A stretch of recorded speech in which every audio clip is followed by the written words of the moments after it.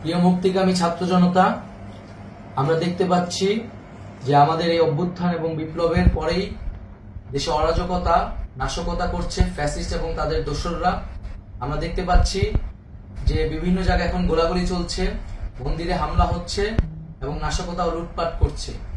আমরা মনে করি আমাদের যে ছাত্র নাগরিকদের অভ্যুত্থান তাকে নস্যাৎ করার জন্যই পরিকল্পিতভাবে এই ধরনের ঘটনা ঘটানো হচ্ছে।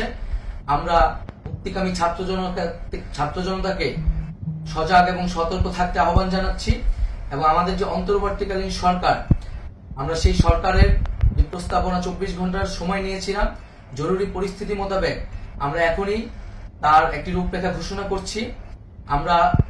আমরা সিদ্ধান্ত নিয়েছি যে সর্বজন গ্রহণযোগ্য আন্তর্জাতিক খ্যাতিসম্পন্ন নোবেল পুরস্কার বিজয়ী ডক্টর মোহাম্মদ ইউনূসকে প্রধান উপদেষ্টা করে অন্তর্বর্তীকালীন সরকার গঠন করা হবে এবং ডক্টর মোহাম্মদ ইউনূসের সাথেও আমাদের কথা হয়েছে।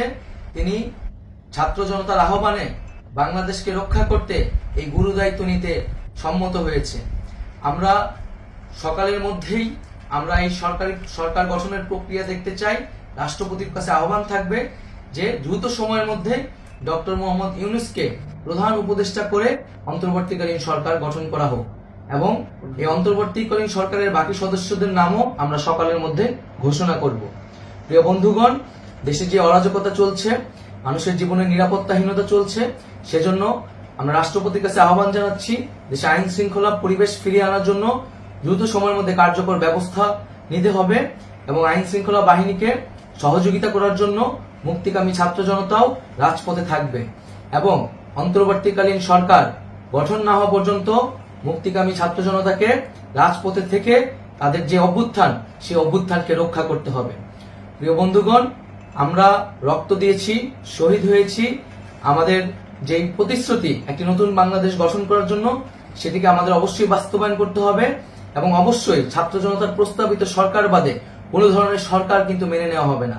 আমরা বলেছি কোনো ধরনের সেনা শাসিত সরকার অথবা সেনা সমর্থিত সরকার অথবা এই ফ্যাসিস্টদের দোসরদের কোনো বিটিম সরকার কিন্তু আমরা মেনে নিব না। কোনো গণবিরোধী সরকারকে মেনে নেওয়া হবে না। ছাত্র জনতার অভ্যুত্থানকারী যে প্রস্তাবিত সরকার, অন্তর্বর্তীকালীন সরকার, যেটা আমরা সিদ্ধান্ত উপনীত হয়েছি ডক্টর মোহাম্মদ ইউনূসকে প্রধান উপদেষ্টা করে এই সরকার গঠন করা হবে, সেই সরকারকেই বাস্তবায়ন করতে হবে অবিলম্বে। আগামীকাল সকাল থেকে সকলকে আহ্বান জানাচ্ছি রাজপথে থাকার জন্য এবং আমাদের যে সাম্প্রদায়িক সম্প্রীতি এবং রাষ্ট্রীয় সম্পদ রক্ষা কমিটির ঘোষণা হয়েছে বৈষম্যবিরোধী ছাত্র আন্দোলনের নেতৃত্বে, সকল পাড়ায় পাড়ায় এলাকায় এলাকায় সেই কমিটি পাহারায় থাকবে। আমাদের সংখ্যালঘু কমিউনিটিকে আমাদের রক্ষা করতে হবে, রাষ্ট্রীয় সম্পদ এবং এই দেশকে রক্ষা করতে হবে আমাদের।